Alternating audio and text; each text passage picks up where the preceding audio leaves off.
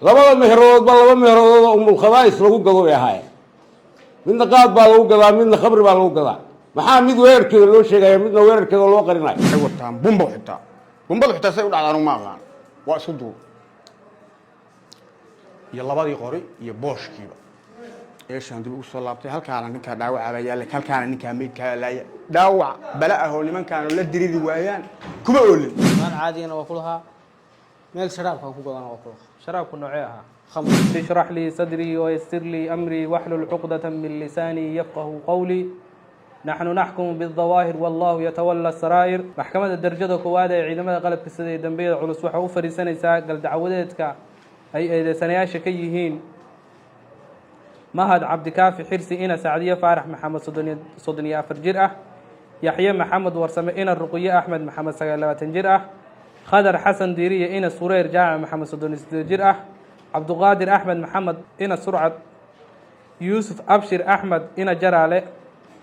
إسلامار كان أيدي بنيال كيهين إكس مرحون محمد علي جامع فنح إنا فاضون محمود علي أفرتن السديح جرأة وندي بنا كيهي آدن عثمان علي إنا يوروب سليمان حاج أحمد أفرتن جرأة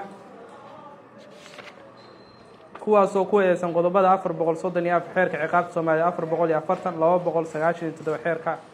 ciqaabta Soomaaliyeed xeer number 5 maxkamaddu waxay eedeysanayaasha u istaajinaysaa mid iyadoo u soo jeedinaysa eedda xafiiska xiraanta ku soo eedeynayo mahad cabdikaafi xirsi istaag mahad cabdikaafi xafiiska xiraanta wuxuu kugu eedeynayaa qodobka 434 sida ku cad uu qeexaya inaad geysatay dil bareer ah sidoo kalena aad geysatay dhaawac culus sidoo kalena aad ka qayb qaadatay fakin iyo in lagu eedeynayo xeerka number 5 xeerka maandooriyaha eedda xafiiska xiraanta waxa kaga jawaabaysaa saddex midkood waa galay ma galin dood sharci baan ka qabaa ma galin gudoomiye yaci xafiiska xiraanta wuxuu kugu eedeynayaa sida ku cad qodobka 434 inaad geysatay dil bareer ah sidoo kalena aad geysatay dhaawac culus sida ku cad qodobka 440 faqradiisa labaad iyo qodobka 297 xeerka ciqaabta Soomaaliyeed iyo sidoo kale xeer number 5 oo xeerka maandooriyaha eedda xafiiska xiraanta waxa kaga jawaabaysaa saddex midkood waa galay ma galin dood sharci baa ka qabaa ma galin خضر حسن ديري حفيزك حرانته وحكوه يدينا سيدا كو عد قضب كافر بقول صدني أفر دل بريرا إنا جيستي يسيدو كلا قضب كافر بقول أفرتن فقرد دي السلوات داوى علوس يوه قضب كلا بقول سقاشين تدوا قعنسين حير كعقاب سومالي يسيدو كلا حير نمبر 5 وأحير لدقالن كماندوريا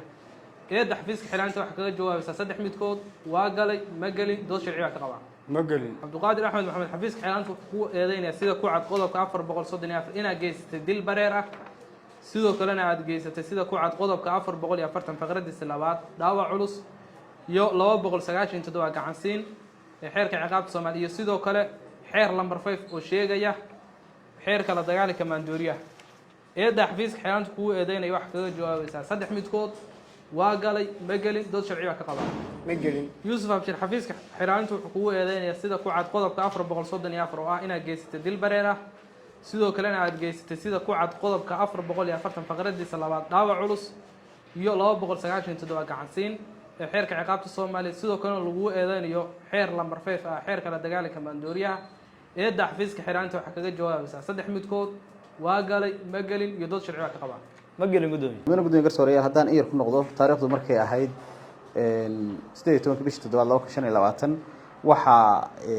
nimankan oo khamri gada iyo khamri u doontay in lagu magacaabo mahad cabdikaafi xisi oo ka mid ahaa raggii maqsinka joogay ayaa wuxuu khamri ka iibsaday ninka lagu magacaabo cabdiqaadir axmed maxamed surcad in surcad lagu magacaabo khamri u doontay waxay isku qabteen qiimihii khamriga wax yar oo lacagtii ah wada hadal ka dhashay kabacdi waxay isku afraafeen lacagtii uu ka soo tagay wuxuu maqsinkii markii ay muddo saq dhexe ahayd 2 ilaa 3 meelahaas ahayd waxaa weerar soo qaaday labada eedeysane ee kala ah cabdiqaadir axmed maxamed surcad iyo ninka lagu magacaabo yuusuf abshir axmed ina jaraale waxay rasaas ooda uga qaadeen maqsinkii qaadka ee ay hor fadhiyeen saddexda eedeysane iyo marka kuwa kalena ay la joogeen mudane gudoomiye garsooreyaal markii rasaasta soo dhacday waxaa halkaa ku geeriyooday marxuum maxamed cali axmed fanax ina faadimo maxamuud cali 43 jir ah tirsan ciidanka BNB baa ku dhintay sidoo kale waxa ku dhaawacmay dhibane lagu magacaabo aadan Cismaan Cali ina Yurub Saleebaan Xaaji 40 jir ah madaxweynaha garsooreyaal markaanu kiiskaas hay'adaha baarista ayaan ku wareejinay baaris dheer markay baareen waxay soo gudbiyeen in meeshaas dhimashada ka dhacday maqsinka iyo dhaawaca ay leeyihiin labada eedaysane ee kala ah Cabdiqaadir Axmed Maxamed iyo Yuusuf Abshir Axmed ina jaraale ay ku eedeeyeen dhimashada iyo dhaawaca ka dhacay maqsinka sidoo kale labada eedaysane ee iyagu dhimashada iyo dhaawaca sabay iyaguna way dhaawacmeen sidoo kale waxa marka dhaawaca gaarena waxa iska leh oo saraakiisha baaris ku soo eedeeyeen nimankii maqsinka joogay eedeedu waa intaas maxkamadda sharaf sare oo maqsinka qaadka waxa soo weeraray laba nin oo in urcad iyo jaraale labada nin rasaastii koowaad ay rideen waxay ku dhacday marxuum maxamed cali jaamac rasaastii ugu horreysay rideen intaan cid kale rasaas ridin rasaastii ugu horreysay oo sida xaqiiqda aan ku helnay warka rasaastaa waxaa riday in urcad rasaastii ugu horreysay ee meesha ka dhacday ninka way ku dhacday bacdi ninka kale rasaas buu furay isagoo markaa xabaddu ku taallo rasaasta furay ninkan dhaawaca ah oo ii warramay aan waraystay wuxuu la taagnaa nimankan oo la hadlayey xoriyaan baa wiiljeer buu watay dabeedna markii meeshii rasaas noqotay wuxuu jiri carar wuu wareegey wuxuu ka wareegey meeshu goole horta waxaan jeclaan lahaa in maxkamaddu ay tagto sign of kareemka ama meesha wax ka dhaceen si qof walba meeshu taagnaa iyo loo taabsiiyo waxa dhaceen wuu cararay goolad buu soo galay soo wareegay laba nina maqsinka ku jirayna way soo baxeen oo nimanka kala dhaawacaya ayaa soo baxay isaguna wuu daba maray oo meel yaroo surya buu galay suryadaa marka waxaa ku dhacday rasaastii ay labada nin ridayeen matalan halkaasu ka dhaqaaqay wuu wareegay halka hadda maxkamaddu fadhida dabadeed oo kale oo dayr yar leh ayuu isna ku dhaawacmay markaas madaniga iyo waxa ay leeyihiinba labada nin waxaa loo haystaa labadaa ninkaas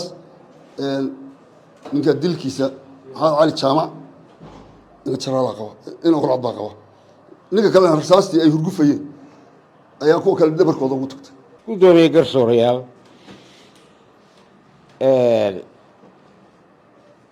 qareenka hadda hadlayna waa maqlaynay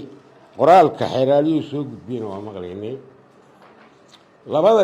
eedaysane oo aan qareenka wahay waxaa lagu eedeeyey qodobka 434 434 oo dil ah maxkamadda sharafta leh halkan waxaa ku qoran 5 eedaysane oo labadaas ka mid yihiin 5 eedaysane waxay leeyihiin tilmaamo buuxa marka ugu horeysa tilmaamahoodu waa u dhammaystiran yihiin ilaa xataa telefoonnadoodii la soo qoray laakiin labada eedaysane oo aan qareenka u ahay waxaa hooyo looga dhigay tilmaanna looga dhigay BSF waa hay-ad internationala oo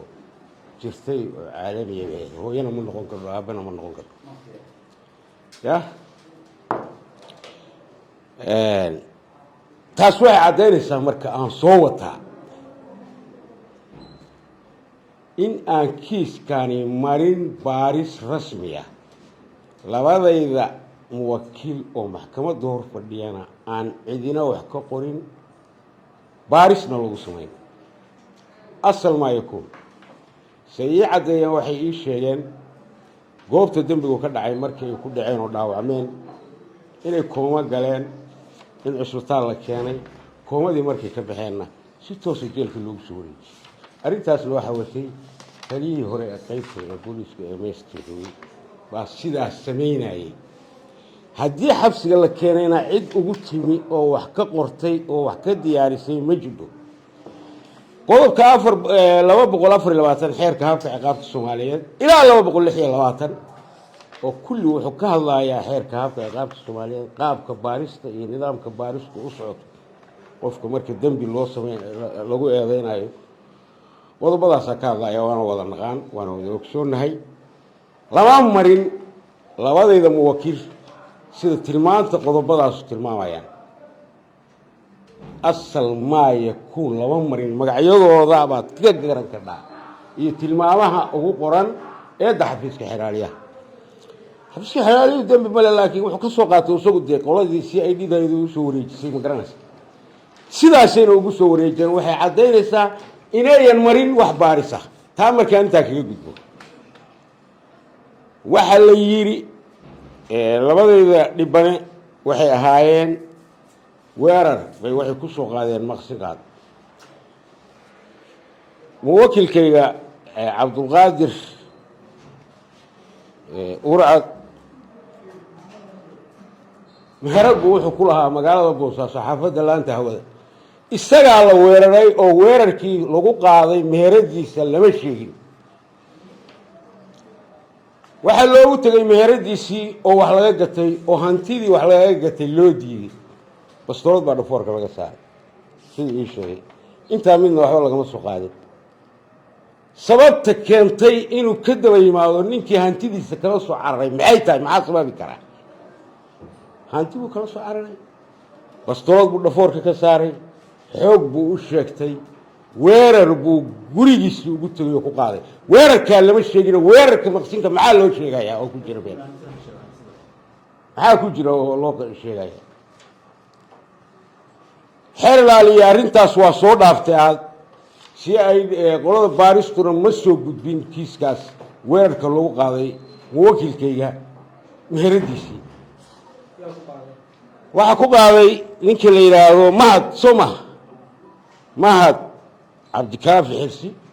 oo ugu tegey meheradiisa oo bastoolad dhafoorka ka saaray oo wixii uu ku lahaa kala soo cararay saa darteed buu kaga daba yimi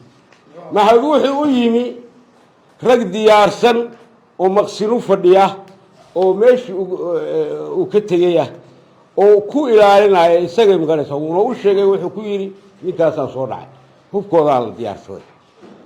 nimankan oo soconaya labada nin oo soconaya baa meeshii yimi iyagaa dabka la saaro xabadda lagaga horreeyey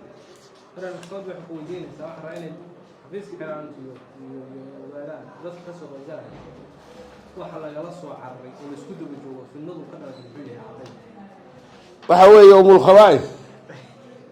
wax kalaa jira kanuna waa cabbaayay kanuna waa soo gadanaya kala soo cararay wax kaloo jiraan ma jiraan runtiinu isu sheegayna waxba kala qarsan mayno kanuna waa la soo cararay oo wuxuu la soo aaday maqsinka qaadka kanuna waa gedanayo waa kala soo cararay meheradiisa wuu kala soo cararay meheradiina waa ku weeraray labada meheradoodba laba meheradood oo umulkhabaa'is lagu gado bay ahaayeen midna qaad baa lagu gadaa midna khamri baa lagu gadaa maxaa mid weerarkeeda loo sheegaya midna weerarkeeda loo qarinayo maxkamadda sharafta leh nimankaanu hadday ka daba yimaadeen hantidoodii lagala cararay dabkaaba la saaray iyagaa xabadda lagaga horreeyey waa lagu bilaabay min hal xabo iyo min laba xabo ka badan iyagu ma ridin mid waliba meeshii madhe xabadiisina wuu garanaya waxay shareecadda islaamka la hortaagan yihiin oo kitaabka ku marayaanoo shareecadda islaamka ku go-aan ya xabaday leeyihiin ninkaa dhintayna inayan ku dhicin kan dhaawacmayna ku dhicin bay kitaabka ilaahay ka marayaan oo shareecadda islaamka la hortaagan yihiin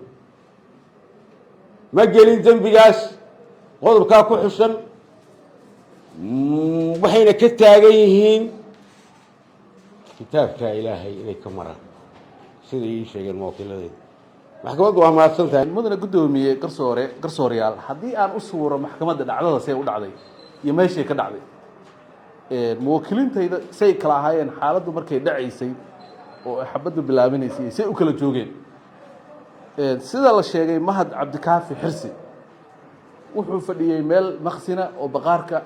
meelaha qaadka lagu gado horteeda ah buu fadhiyey waxaa dhinaciisa biixda ee meesha xabadda ka soo dhacaysa ka xigay marxuumka oo lagu magacaabo maxamed cali jaamac fanax baa dhinaca biixda ka xigay oo dhinaca xabadda ka xigay xabaddii ugu soo horreysay markay bilaabatana waxaa halkaa ku geeriyooday marxuumka muwakilkayga mahad cabdikaafi xirsi oo markaa bannaanka fadhiyey oo dadkii la beegsanayay ee goobta fadhiyay ku jiray beer ku dhigay marka hore wax difaaca ma gelin laakiin xabaddu markay isu beddeshay reality oo real isu beddeshay waxaa dhacday inuu mahad galay difaac inuu iska difaacay weerarkii lagu soo ahaa sidoo kaleeto waxaan rabaa maxkamadda inaan u suuro yaxye intaanan difaaca u gelin iyo khadar xaaladda ku sugnaayeen yaxye maxamed warsame iyo khadar xasan diiriye labadaba waxay ku jireen baqaarka sida cad lagu hayo caddaynta baarista lagu hayo maragga lagu hayo xabaddu markay socotay oo istaagi weysay ay bannaanka usoo baxeenna waxay la kulmeen dhimashadii fanax iyo dhaawacii ii sheegeen dhibanaha kale sidaa darteed haddii aan fiirino mabda'a ama halbeega u ah eedda ama caddaynta laga rabo xeer ilaalinta sida qodobka 163 ay qabaan waxaa isnafinaya oo iska hor imaanaya oo isdiidaya in weerar lagu soo qaaday muwakkiliinteyda ayagoo lagu soo weeraray xaruntoodii ganacsiga iyo meeshii ay joogeen haddana la dhaho waxay ka dhashay dagaalkii iyo weerarkii lagu soo qaaday waxa ka dhalan kara magdhow taasoo isdiidan sidaa darteed muwakkiliintayda waxay isku difaaceen si waafaqsan sharciga qodobka 34 ee xeerka ciqaabta Soomaaliyeed wuxuu sheegayaa haddii qofka lagu soo ka baqo khatar naftiisa ama khatar cid kale ku imaan karta waxa u bannaan inuu isdifaaco khatartaas 5 tiir baa lagu cabiraya mudane gudoomiye garsooraya 5 tiir lagu cabiraya waa maxay waa inay jidhaa yani khatar ama fal ama dhacdo khatar gelin kara qof naftiis tiirka koowaad sidoo kale khatartaa waa inay gelinaysaa qof ama qof kale khatartaasna waa inay tahay mid aan waxyeello keeni kara aan ahayn mala'awaal ku dhisnayn yacni qofku uusan ka baqayn ama mala'awaal aan ku dhisnayn sidoo kale difaaca wuxuu shardi ka dhigayaa inay khatarta iyo difaaca isu dheelitiran yihiin oo yihiin kuwa isu dhigma haddaan sharaxaad yar ka bixiyo midna gudoomiye garsooraya meesha waxaa ka dhacay weerar sharci darro ah weerarka sharci darrada ka dhacay waxa weeye dad muwaadiniina oo si nabada ku jooga oo goobtoodii ku sugan aan cid weerar ku ahayn oo nabdoon baa xilli xataa aan shareecada bannaanayn inaan dadka loo tago baa loo yimi oo weerar lagu soo qaaday weerarkaasna waxaa soo qaaday sida eedda ku cad ina jaraale iyo surcad baa waxay yimaadeen ayagoo hubaysan bay goobta yimaadeen eedduna si cad bay u qeexday una qirtay inay ahaayeen dad hubaysan oo weerar soo qaaday sidoo kale khatarta dhabtaa ee taagan maxay ahayd mudane gudoomiye khatarta dhabtaa ee taagan waxay muujinaysaa khatartaa inay tahay midowna awaala saysa malawaal ku ahayd meesha waxaa timid dhimasho iyo dhaawac yacni ma ahan qofku marka malawaal waxa weeye qof baa hubaysnaa waa ii soo gambaday xabad buu kariyo gamariyay ma ahan meesha wax yaalla qofkii dhinacaaga fadhiyey oo meyd ah waxay muujinaysaa khatartaas inaysan ahayn khatar malawaala waa khatar ku dhisan hubinti ku dhisan malawaalna maaha sidoo kaleeto ma tahay baahidii difaaca ay sameeyeen muwakkiliinteeda mid loo baahnaa ma ahayd haa way ahayd maxay ku ahayd goobtaas mudane gudoomiye garsooraya goobtaas ma ahayn goob ay ka baxsan karaan muwakkiliinteeda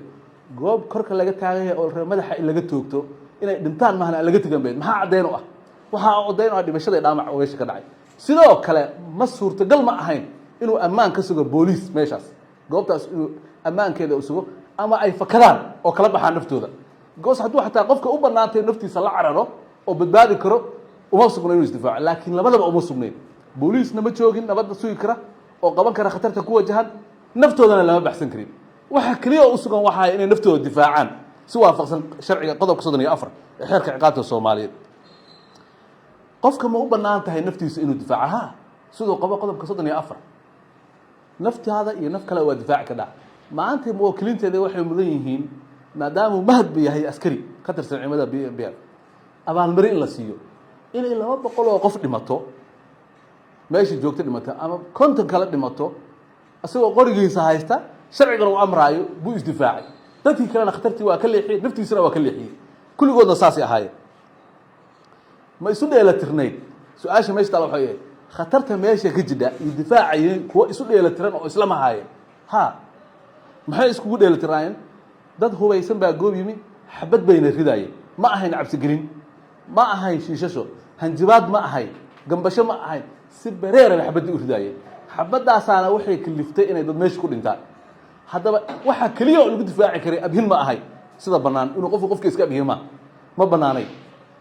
sidoo kale in si kale loo badbaadiyo ma banaanayn khatartii khatar u dhiganto oo xabad ah bay kaga hortageen oo iskaga difaaceen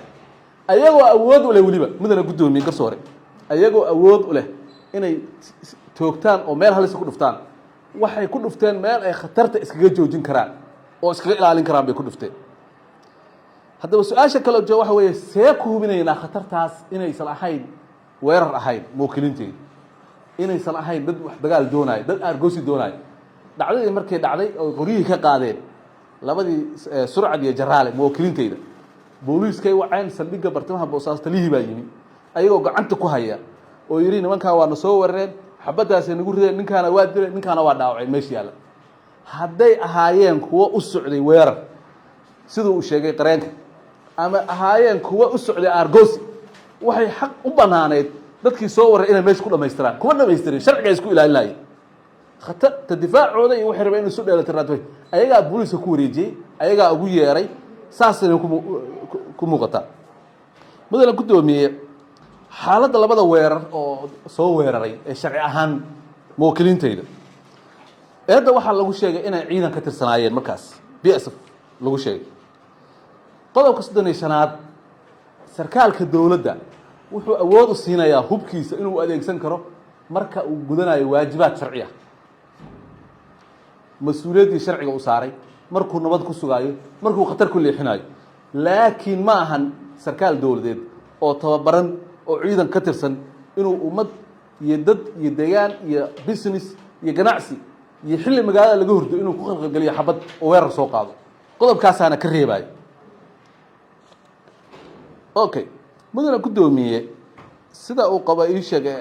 qodobka 36 iyo 37 baahi iyo xadaaf la'aan toona ayadoo la eegin bay muwakkiliinteeda waxay guteen waajibaadka uu saarayo qodobka 34 ee aan hore u sheegay isdifaaca ii sheegay sharciga uu ogol yahay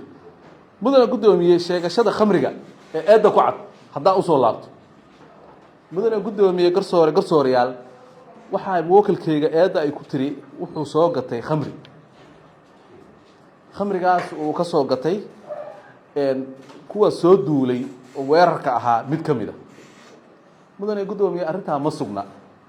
mana cadda lacag in la isu diray baa la caddeeyey lacagta la isu diray waxaa la yidhi $12 bay ahayd $5 baa ka dhinnaa cid lacag dirtay iyo xilliguu diray iyo qofku u diray toona lama keeni muwakkilkayga khamri uu cid ka soo gatayna ma jiro hadday caddayntaa jidho oo dalka ku jirtana annaguna maaragna lamana wadaagin hana la keeno meesha muwakkilkayga khamrina ma soo gadan cidna khamri kama doonan laakiin sida eedda ku cad mar kasta waxaa jiray weerar lagu ahaa muwakkiliinteyda businesskooda lagu ahaa oo tiraka 3 jeer 4 jeer lasoo weeraray ayna soo weerareen qolada habeenkaa soo weerartay iyo qolo kaloo ayaga ka tirsan isu gurub yihiin ay soo weerar oo bareer oo la ogyahay markhaatigeeda iyo caddeynteeda leh saa darteed sheegasho wax ka jiraan maaha si waafaqsan qodobka 24 faqradii 3aad yacni wax kasta oo baarista horteeda laga qoray sharci ma noqon karo in lagu soo eedayo la dhaho muwakkilkaygu wuxuu ahaa muwakkil soo gatay khamri ama qodobka 68aad ee habka xeerka ciqaabta Soomaaliyeed sidoo kale ama 149 ilaa 151 ee xeerka habka ciqaabta kulligood waxay nidaaminayaan habka caddeynta loo qaaday caddeyntu waa inay tahay sida 68 caddeyn garsoore hortiisa laga qoray oo siixan oo hay'adda ka soo baxday garsoor ka soo baxday la yaqaan magacoodana ku qoran yihiin inta ma ku cadda muwakkilkayga laguma cadeynin saa darteed muwakkilkayga waliba mahad ee lagu eeday arrintaas waa bari buu ka yahay kumana cadda sheegashada qof kale oo eedaysana ah na uma noqon karo daliil lagu dhisi karo ama caddeyn si buuxda oo maadiya oo loo qaadan karo dhigi karo khamri buu iga soo gatay ama waa iim sidoo kale sheegashada qof soo weerar tagay oo sharciga gacantiisa ku qaatay oo yiri waa soo weerar tagay sidoo kale ma noqon karo sidoo qareenka sheegay inay u noqoto daliil maadi oo madax bannaan haddaysan sheegin daliilo ka madax bannaan oo sugaya arrintaas mudane guddoomiye sida la sheegay bishii 18 annaga oo joogno meel maharad ah oo meherad ganacsiyeed waa maqsinka weyn oo roob day la yiraahdo oo boosaaso dhexdeeda ku furan oo waqad ah meherad ganacsi oo dad shaqaalaha joogaan oo laga shaqaysanayo oo lagu xisaabtamayo yahay dibadda waxaan ku fadhinay ilaa 10 nin aniga geeskayga waxaa fadhiyay maxaa cali jaamac Allah u naxariistay marxuumka dhintay waan iska fadhinay wax dhibaato iyo wax shidaan midna ma aanan ogin waxaan ugu soo bilowday xabad bilaa xad oo aad u soconaysa anigu saasaan isku tuuray marxuumkiina intuusan istuurin baa xabaddaas ku dhigtay xabaddii horreeya soo dhacay ahaa kabacdii markaan anigu arkay oo dhabacan weli sidii inay xabaddiina noogu socoto saaxiibkayna gadaal u haray saasuu u dhacay saasoo kale u dhac waxaan ahaa askari ka tirsan ciidanka b m b f saaxiibkayna ciidankaygu ahaa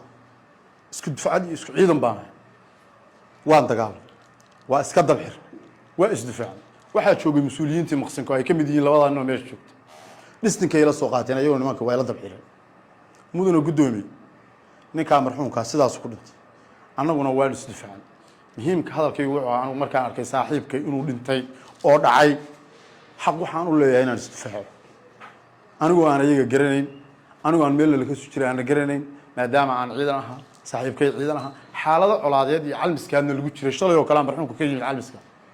xabad arxan darra ah baa nagu soo bilaabatay mudana guddoomiye waa isdifaacay maqsinku wuxuu ahaa maqsin ganacsi hanti aan waa leeyahay anu laftikaygu mas-uuliyiinta maqsinkaan ka mid ahaa oo dee waxa kale la yihahdo hanti aan leeyahay baa taallay meeshana waa fadhiya meel amnina way ahay mudana guddoomiye garsoole haddii ay taasu dhacday annaguna aan isdifaacnay saddexdaa nin baan ahayn waan iska dibxiray nimankii way dhaawacmeen waa qaqban qoryahoodii booshashkoodii ayagiioo dhaawac ninkiiyo meydoo meesha yaalla intaba waxaa wacay cabdiqadar xasan diiri yaa dhaawacay nimanku waxay dileen ninkaas marxuumka ah maxamed cali jaamac xabaddii u horreysay uu soo riday in warcad baa ku dhacday yaa xabadda ugu horreysay soo riday labadooda isku mar bay soo fureen laakiin xabadda u horreyso soo anigu aan ishayda ku dhacdo ina warcad baa laha saasaan u dhibacnay niman tiro badan baan ahayn waa kalkal mudana guddoomiye ninkaasu markuu dhintay ninka kale oo dhaawaca aadan annaga gadaasheedaas ku dhaawacnay xabadaha iyagu soo rideen baa u tegey haddii intaasu dhacday annagu waa isdifaacnay waa iska caabinay xaq baan u leenahay inaan iscaabino ninku saaxiibkay u ahaa isku ciidan baan ahayn niman la soo weeraray oo aan balaayo ka warqabin oo ayaga aan garanayn cid ay garanayaysa jirin baan ahayn yaa dhaawacay iyaga marka ayaga anigu waxa kale la yidhaahdo ayagaan iska dabxinayna cadow kale iyo xabad kale oo nagu soo dhacaysa midna ma jirin guddoomiye taas macnaheedu rasaasta iska cabinta u ridaysaan baa dhaawacday saas camal horena waa ugu sheegnay si ay dhiida haddana waa u sheegnay aniga iyo ninka la yidhaahdo dalab waxaan fadhinay gudaha marka hore ay dhacdadu dhacayso annagoo gudahayaga fadhino gudaha qolka sidaan oo kale aan dhex fadhino ba xabad nagu bilaabatay kana socota binaanka meelaan ka baxnaa weyne xabaddaana haysatay bulsho badan baana meesha fadhiday ninka la yihahdo ina fagaro oo albaabka maqsinka fadhiyey iyo fanaxna isku meel bay fadhiyeen oo garabka isku hayeen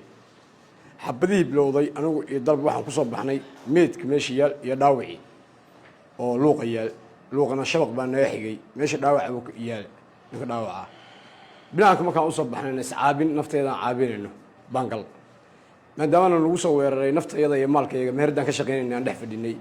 oo shaqada iyada ahayd goobtayada shaqa aan joognay annagu cid aan weerarnay iyo cid aan aadnay oo guryahooda ugu tagnay midna ma jirin annaga guryaha iyaga iyo meheradaha iyagana nagu soo weeran madana gadooy markaa isdifaacida maxaa dhacay ka bacdi isdifaacii waxaa dhacay inay ku dhaawacmaan labadii na soo weeraray oo hantidayada iyo naftayada nagu soo weeraray inay iyagu meesha ku dhaawacmeen kadib markay dhaawacmeen annagu waxaan wacnay xaaladaha amniga kuwa noo dhow sida booliska iyo CID labadaba waa wacnay yaa dhaawacay xabadahan ridaynay baa dhaawacay kolay saddex raac aan xabadaha u ridaynay xabadihii aan ridaynay bay ku dhaawacmeen aduu maxaa nooc ma isticmaalaysa hubka ya nooca kuwa isticmaalaysa noocee ahaa qori baan watay ay ka fadhiisanaga socosho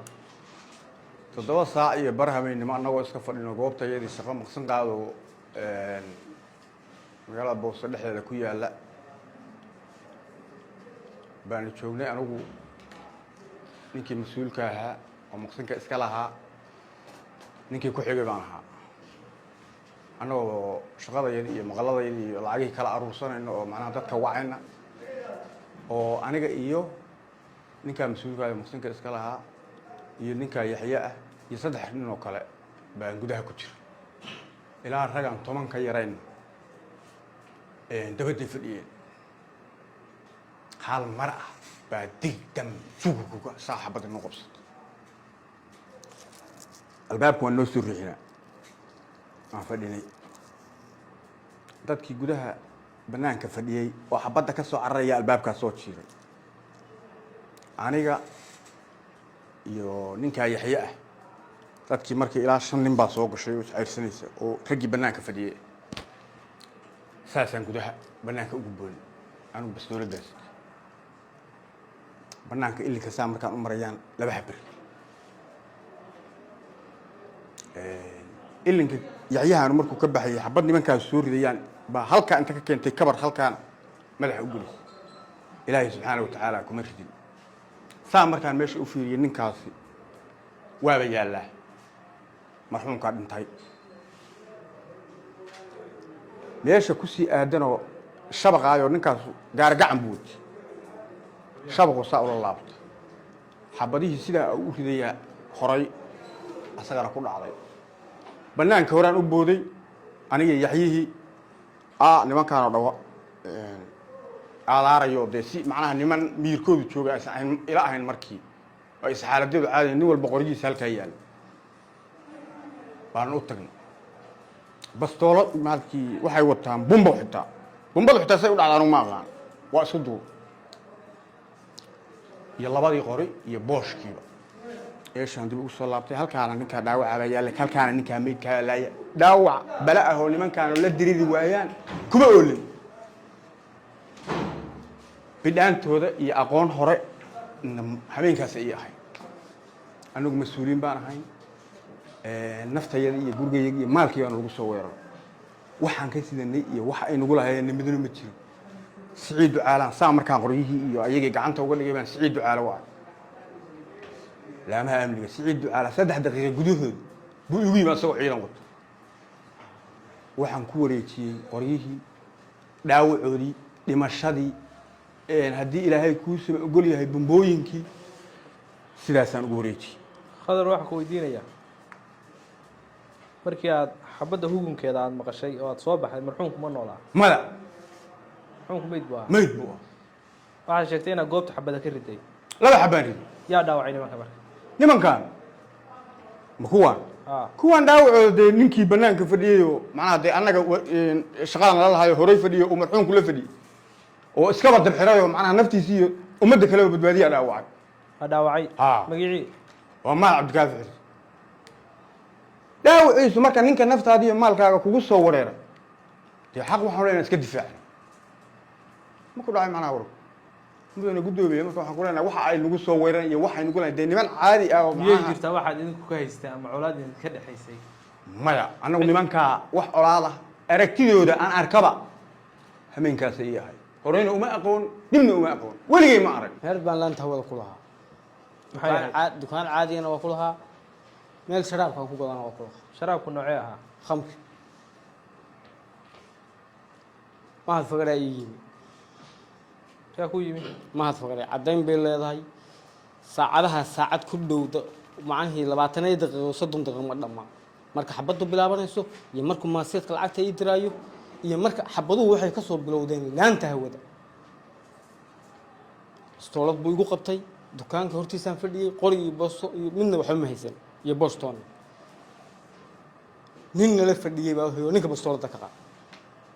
igama qaadin muddo igu hayay waxaan war ama igu dhufo ama bahasha iga qaad gaari jeesar u wataa sharaab buu iga qaatay daaqadu waa u furan tahay gaarigii saa uu bahashiisa sidii hoosta gadaal u baxay gaariga namiiri oo xanfaray saasaan u orday qorigaan la soo baxay isagoo soo kala wareegoo malyan horteeda maraya isla laamiga baan xabada ku ridaya xabaduhu ilaa bacanhii waxay mareen meeshaan enji soo ma taqaanin waxaa degan bisa dhankeeda kaleeto xagga ujeedo cisbitaalkana waxaa olaa dhaawacyo xabadahayga ilaa waxay gaareen baan ku yiri dabaqa boobe waa ka daba tegey ninkaasaa isoo wacay wuxuu yiri maxaa kugu dhacay saa nin baa isoo weeraray oo alaabna igala cararay bastoolna igu qabtay yaa ku soo wacaya yuusuf jaraale oo xaafad naga rogan oo dhabarka meesha guryaha cali aar masaajidka ma taqaanaa cabdiladiif kan jubbar masaajidka oo aabihii u dhisay meesha ku yaalla guri ku dhegan buu deganaa yuusuf jaraale fiidkii buu iga tagay isagoo gurigiisu u jiray isagoo buushash ka soo baxay oo meesha ku qayilayo saa ninkaas suyir xaggee haddar maraysaa saan dabaqa cali aar baan sii maraya iga dabayey xabadaha dhacay maxay ahaayeen mala lagu riday mise adaa riday anaa riday nin baan alaabta igala cararay oo caaw dhan bastoolad igu hayay adigu markaad xabadaha ridayso ma nin sakhradaysan oo cabsan baahayd mise nin xaaladiisu maskaxiisu caadi tahay تمام بانها حي بانها sakhrad maadan ahayn ما هي أنا صارت هو بمسته إنه بيو هالك أسكت قيام بنان كان فريق بان وحد عضي ما هذا فقرة أنا يمكن ويجي ويصوت بقول يدبجوجا حدان كبر كالسراج هذا السراج عمر محمد ومقسمة جيستا وحته أن ساق وقصوا الله بالنبي nimankii meesha fadhiyey nin ka mid ah wuxuu yiri abqadro ma had fakarana waa boodisto uu booday uu laba xabo soo riday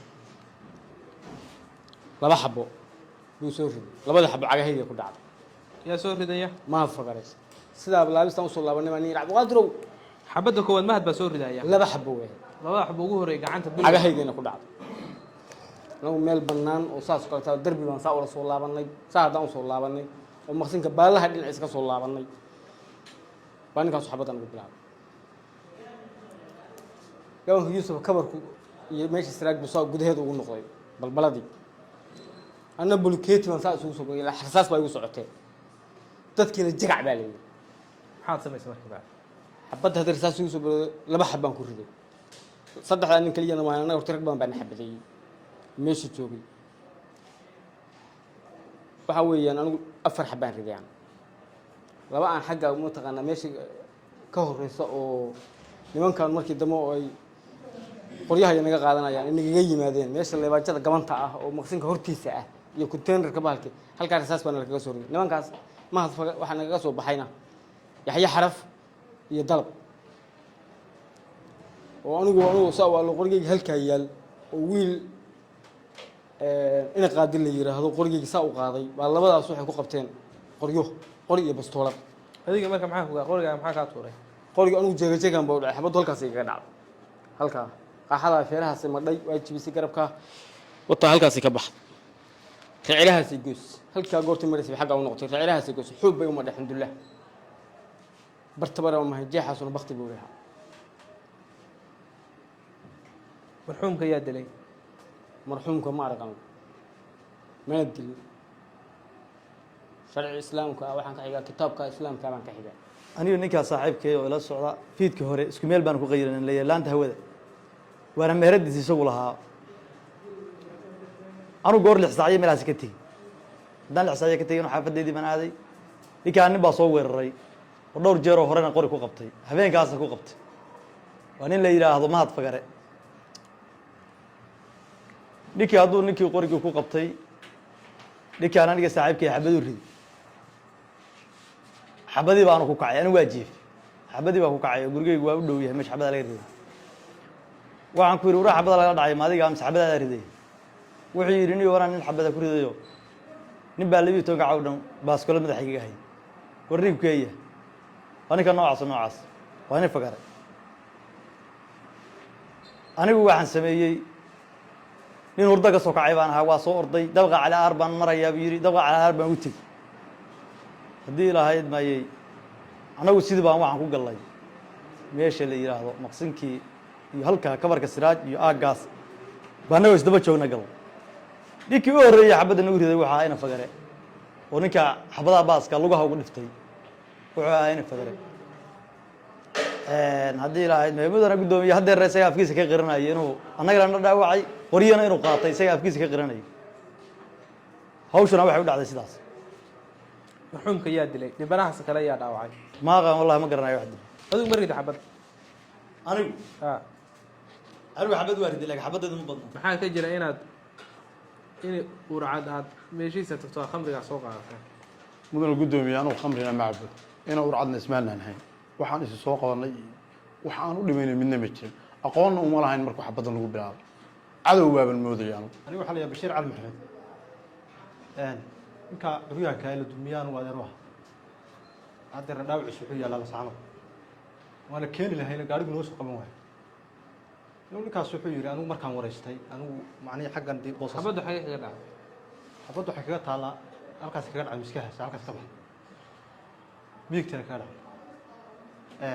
markaan ninka anigu aan wareystay aan ninku waa nin adeerba aan wareystay aan ku see wax kula kulmeen anigu meherada hormaraya waa ninkaa marxuumkaa dhintay la hadlay waraadan boortana khayro meerahalkaan u leersi tegaya waan ku idhi kadibna wuxuu yidhi labadaa nin ina urcad ina jaraale oo aan leef u garanaya nimankii saasoo kale jaleeceen buu ninkaa marxuumka ninka kale la fadhiyey suu ku sheegay nin cumar maxamuud ahaa dabeedna waan eegay buu meeshii ay jaleeceen baa saa u eegay dabeedna ina urcad baa xabad qac ka soo siiyey dabeedna waxay ku dhacday ninkaa dhintay marxuumka ninkaas saas ku dhintay ninkii kale la socday tacshiir buu saa noogu xidhay dabeedna waan carar nin curyaan ahaa gaari curyaan yar riixaya xagaafkan ka saa u laabtay baa dad halkaa jooga ila hadleen waxay yidhaahdeen war soo carar dabeedna xasi luuqaa gidaarka xabad iskaga beego luuqaa ka laaba halkaa markay marayeen xabadahaas ku dhaceen halkaas ku dhacay nimanka kale istifaacaya ee maqsinka joogay gadaashooda kale way kaga dhacday dhabarkooda macnay iyana way ka sii jeedeen ka labadaa qori baa ku dhacay ina urcad ina jaraan cabdiraxmaan madaxweyne gudoomiye waxaan hal kelimad ku noqonayaa qareen degmada oo yiri nimanka ina jaraalay inuu urcad waxba lagama qorin iska daa in wax lagu qoray xataa waxaanu ka haynay markaas ana xiraali ahaa waxaanu geynay goobtii wax ka dhaceen war soo runtay ma ha goobta ma tagin ma soo raacna goobta aniga iyo say wax u dhaceen meeshay wax u dhaceen madaxweyne gudoomiye xataa waxaanu geynay say wax u dhaceen nool meesha taagna noolba meesha marxuum ku dhintay dhammaan sawirradani iyo goobtan waxay ku jiraan galka oo ay ku dul qoran yihiin goob walba iyo siday ahayd madaxweyne gudoomiye garsooryaal waxaa muuqata qareenku wuxuu kaloo yidhi 2 meelood oo umulkhabaa'is lagu gado runtii qaadku waa wax ka sharciyeysan waddanka ka soo dega airboorada waddanka dowladdu cashuurto laguma misaali karo khamri waayo dowladda cashuur ka qaada ayaamahan wax soo batay in nimanka qaadulaasha dhiigooda iyo naftooda iyo maalkooda la xalaalaysto oo dhaca ugu badan iyo dhaawaca ugu badan iyo dhimashada ugu badan waa joogta maalin walba inta kiisa hala ku galay qaadule dib loo geystay tira male madaxweyne gudoomiye garsooryaal waxa kale oo jira aan maxkamadda xasuusinayaa in dhowr jeer hore isla maqsinka la weeraray nimanka ay niman la socdaan ay weerareen kullay in la weydiiyo maxkamaddu iyada day siiso in la weydiiyo bal weerar hore inuu jiray waa run nimankan maalintii aan meesha tagay islaan meesha joogtay oo qaylis waxay nimankan maalin walba waan soo weeraraa cid naga celisan weyn waa weerar joogta oo nimanka lagu hayay ma weerarin maqsin waxaan laakiin caddayn kaliyan wadaa oo ah arrinta hadda mahad fagale inkiray lambaradayda iyo lambarkiisa 78 lacagihii aan sagad uu ii diray anigu lacag walgii wadiray lacagtu ii diray oo baash habeen kasta iga gadan jiray markhaantigii markuu bastoolada igu qabanayay waa xaadir kulli wasanayn haddaan u yeeri karaa warqadii dabcanna waa ku keeni karaa mustafa cabdirashiid maxamuud waxaan u keenay wuxuu ahaa dadkii meesha fadhiyay markii xabadda soo bilaabanaysay ee la joogay mahadii la fadhiyay iyo marxuumkii buub weeye oo goobjooga ah si wuxuu dhaceen og saasaan u keenay maxkamadda horteeda habeenka waxaad goobjoog u ahayd oo indhahaaga iyo dhagahaagu ama maqlay maxkamaddu waxaa inaa ku raacdo kugu wallahi ba kugu billahi ba kugu tallahi ba in wixii habeenka halka ka dhacay oo indhahaagu arkeen oo dhagahaagu qabteen inaad run aad ka sheegaysaan wax been aad ka sheegay haye gudagal anagoo iska qayrina abaare xilli dambe baa 2 nin soo galeen oo midna xoogaa naga durugsan yahay midna uu nagu dhawaa hadduu nagu dhawaana qori xabad gashaday anagoo dhan baa wada hambabarnay oo boodnay mahadoo maqsinkaisna waardiye ka haaba isna qorigiisa xabad gashaday kadibna car iyo wax noocaas ku yiri kana waa nagu soo bilaabay xabadii yaa xabadda gacanta ku wad bilaabay waxa bilaabay ninkii dheeraa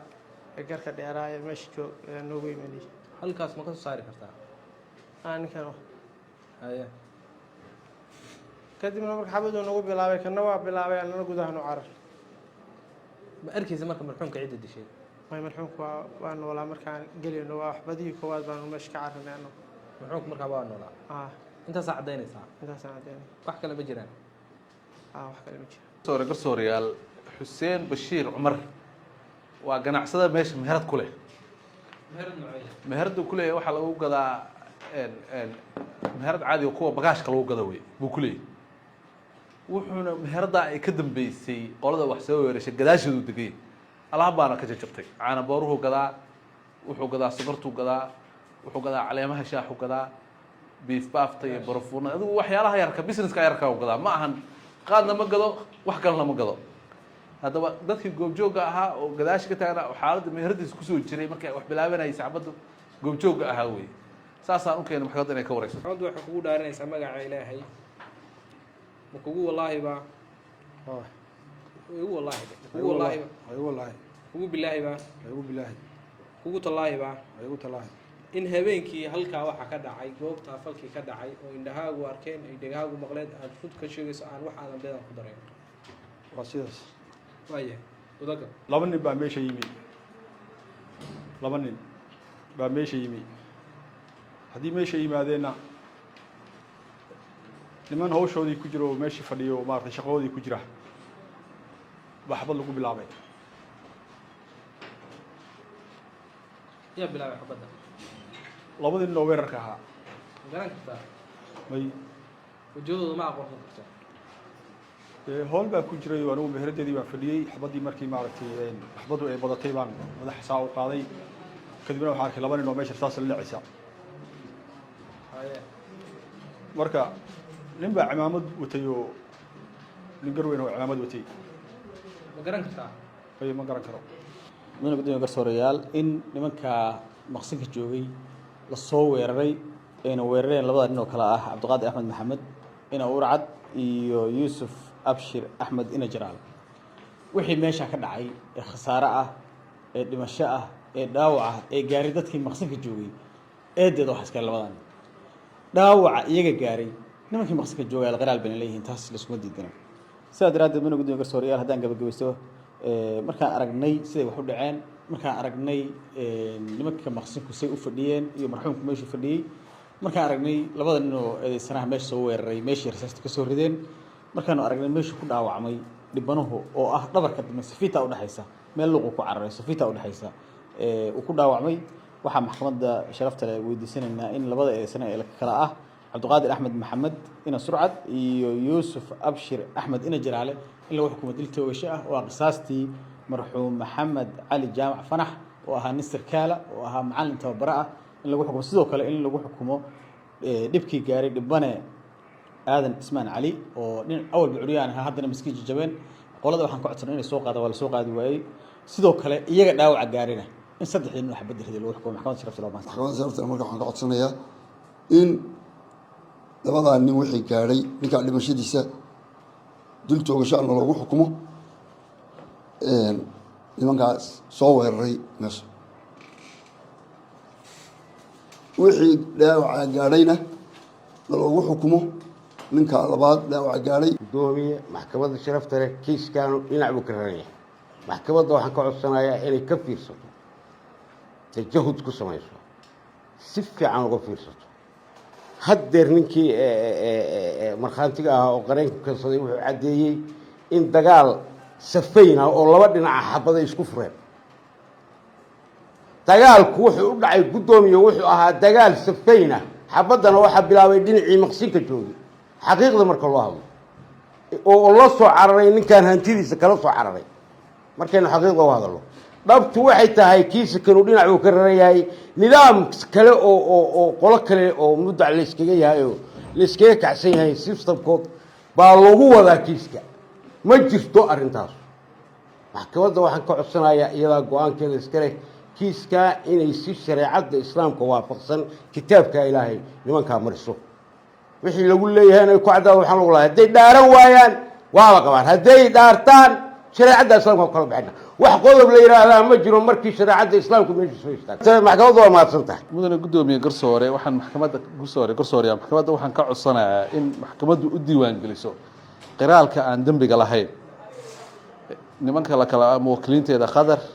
xasan diiriye iyo mahad cabdikaafi xirsi iyo yaxye maxamed warsamo oo ah difaac qiraala sidoo kale maxkamadda sharafta waxaan ka codsanayaa in loo aqoonsado in xaqiiqada eedu buuxisay shuruudda qodobka 34 ee xeerka ciqaabta Soomaaliyeed weerar sharci darro ah khatar dhab ah oo taagan baahi difaac naf iyo qof kale iyo jawaab u dhigantay khatarta sidoo kale maxkamadda waxaan ka codsanayaa in saddexda muwakkil laga bariyeelo qodobka 440 iyo codsiga madhago si degdeg ah xorriyadooda loogu sii daayo sidoo kale waxaan maxkamadda ka codsanayaa in sheegashada khamriga laga saaro miisaanka eedda maadaama eed gooniya ay tahay iib dhammaystira lama keenin waxay kala gateen lama keenin walaxdii lama keenin shaybaar lama keenin marag madax bannaan lama hayo ay intaasba ay sharci dar yihiin saa darteed waxaan ka codsanaya maxkamadda anigoo kusoo gunaadaya mudane guddoomiye garsooreyaal kiiska ma aha laba nin iyo laba dhinac oo isweeraray keliya sida eedu qirtay waa laba nin oo hubaysan oo ku yimi goob ganacsi rasaas ka bilaabay dadkii fadhiyey oo hal naf iyo ka badanba iyo dad badan nafna ay ku baxday dhaawacna ka dhashay sidaa daraaddeed muwakkiliintooda waxay ku sugnaayeen shaqadooda waxayna ka jawaabeen khatar dhimasho oo markaas taagneed markii khatarta joogsatayna xooggu wuxuu joogsaday dhaawacyadii booliiskeena ku wareejiyeen sharciga qaranka dastuurka iyo shareecada dhammaantood waxay kala saarayaan gardarrada iyo difaaca gardarrada ah gardarrada lagaga hortogaya sida uu wado qodobka 34 ee xeerka ciqaabta Soomaaliyeed sidoo kaleeto qodobka 20aad 23 71 iyo 440 waxay diidayaan in qof lagu xukumo fal aanan loogu nisbayn eeda in loo nisbayn sidaa darteed maxkamadda waxaan ka codsan inay ka bariyeesho sidoo kale qodobka 163 ee xeerka ciqaabta Soomaaliyeed iyo qodobka 27 dastuurka wax kasta oo shaki ku jiro oo shaki gelin kara banaanku dhigaya sidaa daraaddeed cadaaladda iyo sharciga waxay waajibinayaan in saddexdeeda muwakkal laga bariyeelo eedda iyo magdhago la aqoonsaday in wixii ficil difaac ah ay ku ekaataan xadka sharciga ah wixii difaaca oo sharciga ku ekaa sida lagu dadaaliyo la badbaadiyo naftooda lana siidaa xorriyadooda loo socdo waa mahadsan maxkamadda sharafta waxaan ka codsanayaa maxkamadda ilaah baa cadaalad iyo cadaalad inaan helo xorriyaddeeda helo cadaalad iyo sharciga kitaabka islaamka in lagu kala saaro aan xorriyaddeeda aan helno maxkamadda waxaan ka codsanayaa inaan cadaalad helo kitaabkaasna lagu kala saaro aan helo xaqayga